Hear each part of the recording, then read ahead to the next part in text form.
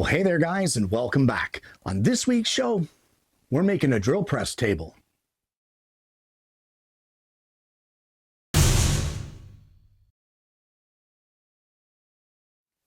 Well, as most of you know, I recently got a Nova Voyager 18-inch drill press here in the shop. And just like most drill presses, if not all of them, that metal cast iron table that is there to work on, it's more aligned with metalworking, with the slots for different vices and clamps and that sort of thing. It really doesn't allow for a lot of woodworking. It's not the most ideal thing. And I had said when I first got it that we're going to bring a drill press table to the show, and that's what we're going to do. So let's head over to the drill press and I'll show you where we're going to get started with this project. Well, the first thing that we need to decide for our drill press table is what size we're going to make it. And while this one here is substantial, we need to cover the entire thing. It's kind of sad because it's a nice table. But I'm thinking just by looking at this that a 24-inch wide table, 24 by, I'm going to say 20. So what I'm going to do is I have some birch plywood. I am going to cut two pieces that are slightly oversized. So 24, I'm going to say by 21.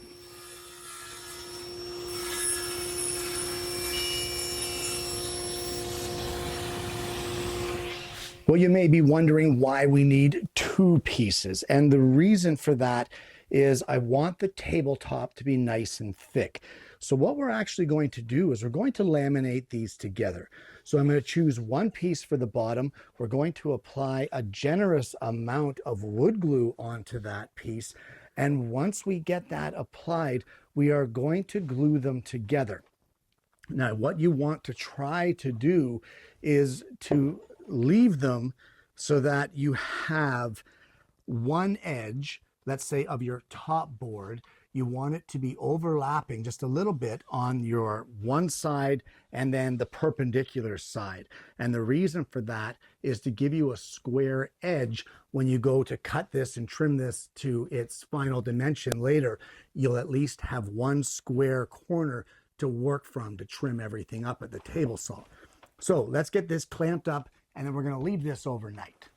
Well, it is the next day and our glue up is dry and we have our overhanging square edge right here at the top.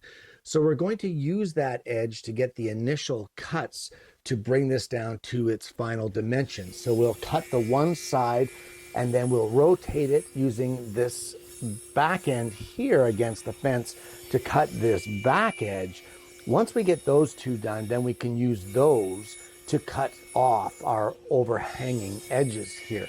And the only reason we did the overhang, other than to give us a square edge guide against the fence, was that way any kind of shifting with all of that glue wouldn't make a difference because we were going to trim it down anyway, hence why we made it a little oversized. Well, before I go much further with the table itself, I want to cut the fence components. So I'm going to need two strips of this same 3/4 inch birch plywood. One is going to be 5 inches wide and one is going to be 3 inches wide. And we're just going to do that right here at the table saw. So I've got my one piece at 5 inches wide, and I actually cut this other piece at 3.5, not 3 inches. I changed my mind, and I'm allowed to do that. It's my show. So anyway, what we're going to do, these are the main pieces for the fence. So the 5-inch piece is going to be the upright of our fence, just like this, and the 3.5-inch piece is going to be our base. So I have also cut another strip of stock, and this one is 3 3/4 inches wide. That's just what it ended up to be. But what we're going to do is with this piece here, I'm going to cut 4 gussets to go along the back of the fence to keep the front 5-inch piece completely vertical and to keep this whole assembly square. So that is so important. You want to make sure that when you're cutting your gussets that they are 100% square. And I'm just going to cut those gussets over here at the table saw. So here we have the basic components of our fence. But there is some issues here that need to be addressed. So the gussets will go in behind in 4 spaced out areas. But what if, hypothetically, what if we are sliding our fence back and we need to get it back further than what this collar allows? Because if it's going to hit that collar, well, then we are now at a loss. We are now having some problems because we are losing all of this space that we could be drilling using our fence. So it really limits us. So what we want to do for starters is we want to mark off the center of our bottom board, and we'll square that off.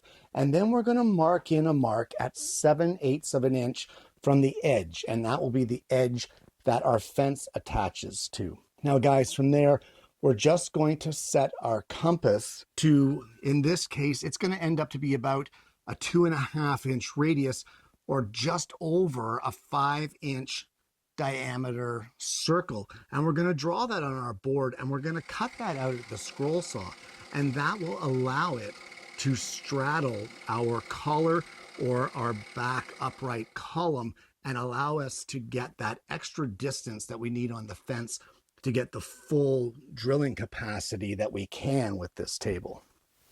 Okay, and that cutout is going to allow our fence to slide back much further without being obstructed or restricted, I should say, from that collar or from our column, depending on the height of your drill press table. So I have also made a cutout on our 5-inch high fence, and that cutout is for the chuck. Now, there has been times when I've been drilling with the fence where I've had to get so close that the chuck interferes with what I'm drilling. So that will give me more depth on the chuck, and as well in initial adjustments, it's going to allow me to slide under the chuck much better than if I had the full 5 inches of the height here. Now, when sliding it back, the handle can get in the way. You can see it's in the way right there. I'm not too concerned about that just yet because I can move the handle out of my way and then slide to get my adjustments how I want. I may make an adjustment here later on as time goes on to accommodate for these handles, because on every drill press table that I've ever made, it has always been an issue that the drill press handles can get in the way and collide with the upright of your fence, depending on exactly how it is that it's made and how tall it is. It would have to be a pretty short fence to not interfere with these handles, like maybe 2 inches high. And for some of the stuff that I work on, I prefer much more support here on the front end of the fence, hence the 5 inches. So we're not quite ready to put this fence together yet. We're getting close, but let me show you the next component that we're going to need in order to carry on with both the tabletop and the fence construction. Well, our next components are going to be these T-tracks. Guys, these are phenomenal for jigs. I actually found these on Amazon at a reasonable price. They came in a set of 8 of them, 4 feet long each. And I think it was something like $50 for the whole thing. So they actually are half decent in comparison to some. So what we need is we're going to need one piece of this that is the same width as our fence. And you can already see I've drawn the line right here as to where it goes. I've measured these with my calipers to make sure that they are spec'd correctly for what they're supposed to be, and they are. They're 3/4 of an inch wide and 3/8 of an inch deep. So what we're going to do is I'm going to set up my dado blade. If you don't have a dado blade, you can make multiple passes with a regular blade. That's just fine. But we're going to cut a 3/4 inch wide dado, 3/8 of an inch deep in our fence, and as well from each side of our table. And we're going to measure in 3 inches from the edge, as well as 6 3/8 inches from the edge. And we will cut the dados to install 4 more rails in our tabletop itself. Now, just a couple things that I want to point out. And number one, you want to be as accurate as you possibly can be for the installation of your dado blades, if you're using a dado blade, or in your dado cutting, if you're going to be making multiple passes. The other option, of course, would be a 3/4 inch wide router bit, in which case you got to be right on with your setup. So check before changing your setup, check each single one of your T-tracks to make sure that they are flush. You do not want them interfering with your stock once they're installed. You don't want them protruding just ever so slightly to be able to knock and stop your stock from sliding. You also don't want them to be recessed, in which case they're going to cause a divot. So make sure that they fit perfectly. Also, when cutting these aluminum T-tracks, I use my table saw. Nothing wrong with that. Number one, get a face shield on. Number two, if you have a saw stop like me, turn off your braking system. And while that may seem strange to shut off a safety device of the saw, shut off your braking system, because if you don't, the second it strikes that aluminum, you're tripping out your brake and you just blew away $100 and some odd. So there we go. There are our T-tracks, or at least the dados for them, cut, and we can now move on to the next step. And that next step would be marking our base for our lockdowns. Now, in this case, the lockdowns are going to go in the outermost T-tracks. So what we want to do is you're going to measure from the edge to the very center of your T-track. And an easy way to do that is if you take your T-track and flip it upside down, there are mounting holes here all the way along. So you can measure from the edge right to the center of that mounting hole. It makes it a little easier to see. In this case, it's 3 3/8. Now, you would have known that if you would remember, we did this dado 3 inches in from the end. It's a 3/4 inch dado. The center is 3 3/8. And because I use the same setup over here, this one is the same. So centered on our baseboard now, 3 3/8 of an inch in from each edge, we're going to drill a 5/16 diameter through hole. And that will be for our T-bolts and our jig knobs. And even though our rails are not properly installed yet, we just want to install a couple of T-bolts here just to make sure that things are lining up. In my case, I actually use 5/16 T-bolts. So instead of drilling that 5/16 hole, I made it a little larger at 11/32. So we'll just spin that on there. And that's great. That lines up beautifully and slides along in the track nice and smoothly. Okay, so those holes are perfect. So we can now move on to the assembly of our fence. But first, we're going to give everything here on the fence pieces a light sanding. Don't go too crazy because you don't want to burn through the veneer finishes on the top and bottom of the birch ply. Well, to start the assembly of the fence, what we're going to do is this backer piece with our holes for our jig knobs and our cutout for the center upright column, that will mount just like this onto our fence. But I want to mount it with a little extra strength. So I want to use some dowel joinery. So what I've done is, although we say this is 3/4 inch material or 3/4 inch plywood, it's actually 11/16, 1/16 shy of 3/4. So the center of it is 11/32. So at 11/32 of an inch up from the bottom of our fence, one in the center and 1 2 inches in from each end, I have drilled a stopped 1/4 inch diameter hole. And I'm going to use some dowel centers. If you don't know what dowel centers are, they look like this, and they're essentially a way to mark positions for drilled holes so that you can drill a duplicate hole on the opposing piece. So with these 3 centers in place, what I'm going to do, I'm going to place this very carefully We're going to line it up, and I have this on the flattest surface I know, which is my table saw.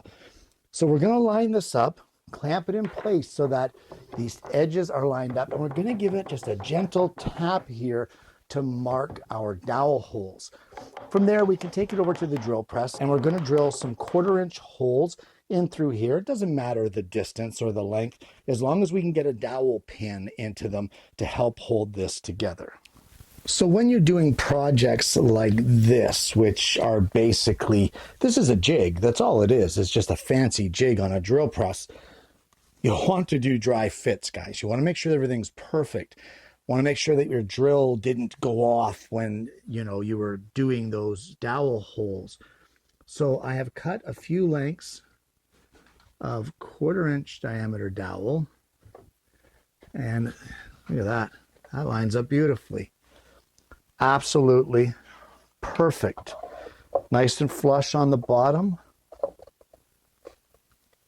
That's awesome. So those dowel centers really go a long way to be able to give you the accuracy like that you need. And now when we clamp this together, it's not going to shift all over the place, and we know that we're going to have perfect alignment. So what we're going to do is we're going to apply some glue in here now that we know it's good. We're going to clamp it together, and as well, we are going to glue in our gussets. Now, guys, you want to ensure before the glue sets that this is perfectly square, and I mean perfectly. It can't even be a little bit off. So while the glue is still wet, get in there and adjust it. I'm not going to film the glue up here because I really need to concentrate on what I'm doing and get this thing perfect, because this is going to determine the squareness of your pieces from here on in. So the way that this is put together is going to translate how your work is done in the future. If this is not square, you're never going to drill anything square in a board. So do your best, get this thing done. Take your time. Well, I have gone through this thing 6 ways till Sunday to make sure that it is perfectly square to the surface and to itself. You have to have a square build here, a square glue up, and then as long as that is square, hypothetically or potentially, the bottom here, if it's sitting flat on the drill press table, or in this case the table saw, then the front of your fence will be square. And that's what we've got here. It's nice and square all the way along. I'm very pleased with that. So we can now, on the fence, we will install our T-track. And for that, we can just put it here in place. And the holes on this T-track are already pre-drilled. So we're going to mark for our holes. We will drill some pilot holes and use some countersink screws to screw them all in place. And there you go. That is our fence complete. And you can mount your accessories in here, what have you, stop blocks and that sort of thing. But for now, what we need to do is the same way that we got our track installed here in our fence, we need to do the same thing here on our table. So I have my table saw fence locked down. We're going to push our whole assembly, the table and our T-tracks here. We're going to mark and drill pilot holes, and we're going to screw down all of these tracks to put them permanently in their place. All right, so we have our jig knobs installed here on our fence. So you just want to make sure that the fence slides smoothly on your table. And if you're happy with that, you also want to make sure that it locks down securely. So we'll just lock this down. One more test here, guys, is to check it for square against your table when it's locked down. And you don't just want to check it at one point. Check it all the way along the fence, making sure that it is completely square all the way across. Wow, this one's bang on. This one's beautiful. I love it. Okay, so that is essentially our fence done. There's a lot more to do to the table, but we need to take it over and put it at the drill press to check a few things first. Well, if you remember earlier in the build, we did that cutout at the back here to allow our fence to go right back tight to our column. But I'm looking at this and I need my table actually to go back a little more as well. So what I want to do is right at the back here, the same way that we did here on our fence, I want to cut a notch out. I'm probably going to make it about 1.5 inches in, and that will allow me to get my table just a little bit further back here on this assembly. You'll understand more once I get that notch cut. So what we're going to end up doing, I'm going to mark that, and I think that's going to be it. The scroll saw is not going to take it. It's just too heavy, too awkward, too bulky. I think I'm going to end up cutting that with a jigsaw. And unfortunately, guys, that's all the time that we have for this week. This kind of a build, the drill press table, this is an extensive build. And it's not that it's difficult. It's not that it's one of those things where there's so many pieces to cut that it just takes forever. It just takes time because there's so much setup that you have to do. Things like the dados for those T-tracks. You don't just want to set up your dado, take a measurement and go. That doesn't work. I've done that before, and what happens is you end up with a dado that's either incorrectly sized or it's too deep or too shallow, and it doesn't work for your T-tracks. So for that, you need to do test cuts. And that takes extra time as well. So the big thing here is not so much the woodworking as it is the setups. Even like with the dowels, putting the dowels in to mate the two pieces of the fence together, that takes time and that takes effort to get it right so that the pieces line up flawlessly, especially when you're using something like doweling centers that isn't a repeatable thing. It's not like it's a jig where you set it up and you can put the pieces in there till the cows come home and drill exactly in the same spot every time. Doweling centers, there's a room for error. There's margin of error with dowel centers, whether you want to believe it or not. So you really need to take the extra time to do the dry fits and that sort of thing. Truth be told, as far as this point in time right now, where we are right now in the build, I am 2 full days in. And I'm probably going to have another 2 days to get it finished up because there's a lot more that I want to add. Either way, guys, that's going to be on our next show. If you haven't already, please consider liking and subscribing to the channel. We have an absolutely incredible audience base here, and I'm hoping that you're going to consider becoming a part of that community. Guys, I want to thank you so much for tuning in. I hope you've enjoyed the content up until now. Even if you've built a drill press table for yourself in past, I hope that you were able to pull something positive out of the show and maybe learn something new that you didn't know before. But more importantly, I hope you're going to join me again next week when I bring you yet another woodworking video.